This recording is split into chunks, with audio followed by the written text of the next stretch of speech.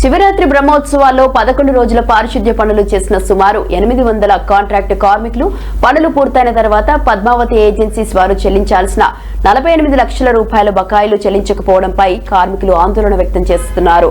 Agency నిర్వాహకులు phone ద్వారా డబ్బులు ఇప్పుడు లేవు, పేమెంట్ తర్వాత వెళ్లిపోవాలి అని చెప్పడం వల్ల కూలీలు ఇళ్లకు వెళ్లడానికి ఇబ్బందులు పడుతున్నారు. ఆలయానికి ఇచ్చిన వర్క్ ఆర్డర్ ప్రకారం 1000 మంది సిబ్బందిని పెట్టాల్సి ఉండగా 800 మాత్రమే పనికి తీసుకున్నారు. శ్రీశైలంలో తొలిసారిగా సెంట్రలైజేషన్ విధానం పేరుతో పనులు పద్మావతి ఏజెన్సీకి అప్పగించడం ఆలయ ఈవో ద్వారా జరిగిందని వారు తెలిపారు. ఇది కూలీలకే నష్టకరంగా ఆనవాయితీగా ఉందని కార్మికులు, స్థానికులు అభ్యంతరం వ్యక్తం చేస్తున్నారు.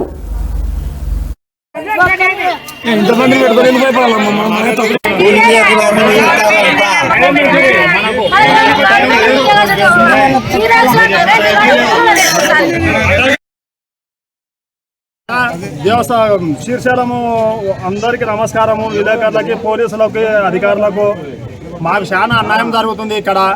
మరి దేవస్థానం వాళ్ళు మాకు ఇక్కడ క్లినిక్ పిల్లదంపినారు. వేరే ఊళ్ళో నుంచి వచ్చినాము. ఆడ చూస్తే దేవస్థానము కేటాయించేది 430 రూపాయలు కూలి. మాకు చూస్తే 2 డ్యూటీలకు 500 ఇస్తున్నారు. మాకు లెట్రిన్ బాత్రూమ్ సౌకర్యం లేదు. మాకు డబ్బులు ఇవ్వమంటే రేపు ఇస్తాం, ఎల్లుండి ఇస్తాము, 25వ తారీఖు ఇస్తామంటున్నారు.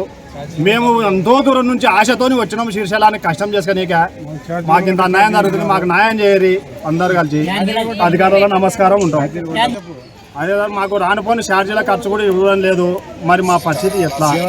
మీరు అధికారులు ఇది ఒక్కటి మాకు న్యాయం చేయరి. ఇప్పుడు చెప్పు, నీ పేరు చెప్పమ్మా ఫస్ట్. నా పేరు అన్నవరం సార్. మా ఊరి పేరు అన్నవరం. నా పేరు బండారు మల్లేష్ సార్. మేము రావడం కూడా కొత్త తీసుకొచ్చాడు. ఫోటో 2 ఫోటోలు చేస్తే మరి 400 అన్నాడు. 500 అంటారు ఒక మనిషి.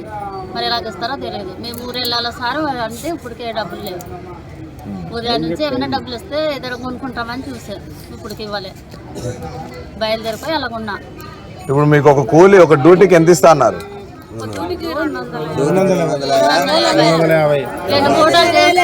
దేవస్థానం ఇచ్చేది ఎంతనో మీకు తెలుసా?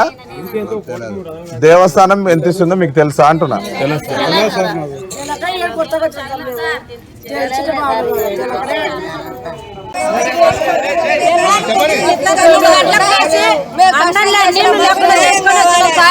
వాళ్ళు చెప్పినట్టు చేస్తారు. మాకు న్యాయం కావాలా? 2 పూటలు 9 రాత్రి 9 వరకు 6 గంటలు 5 గంటలకు దొరకపోతే రాత్రి 9 గంటలకు సార్. ఎప్పుడు ఊరకాల సార్.